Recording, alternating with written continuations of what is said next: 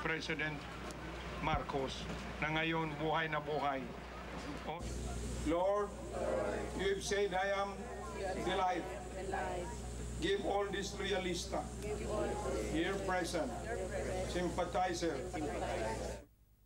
Kung hindi isang ina na mamahalin kayong lahat, yan ng magandang kinabukasan, hindi lang kayo, hindi lang ang sambayan ng Pilipino na ngayon narito kung hindi. Mga lupa natin, nung araw tayo were the biggest exporter of coconut. Ngunit ngayon, hindi na tayo mag-export. Ating mga anak, mga kabataan, sa ating kinabukasan. Maraming salamat po sa inyo lahat. Mabuhay si Imelda Marcos! Mabuhay si Bongbong Marcos!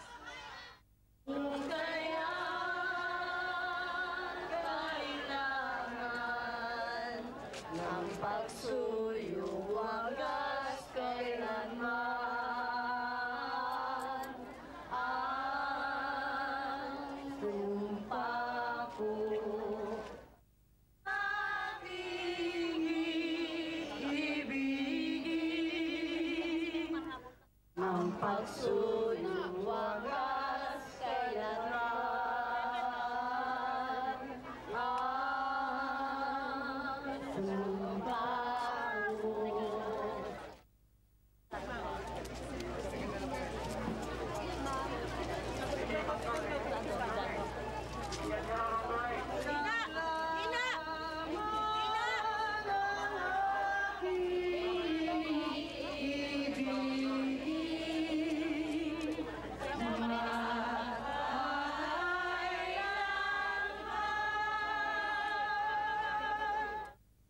How's Bongbong, ma'am? Ito pa isa.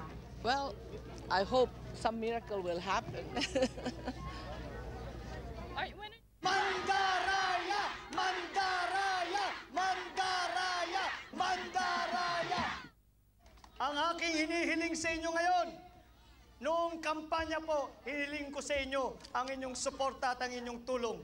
At noong eleksyon, ibinigay ninyo sa akin ang inyong suporta at ang inyong tulong. Ano ang ginawa nila? Ang pinapakita ninyo, ninanais ng taong bahay, ay tinapon, binasura, binaliwala. Of the essence of democracy and the future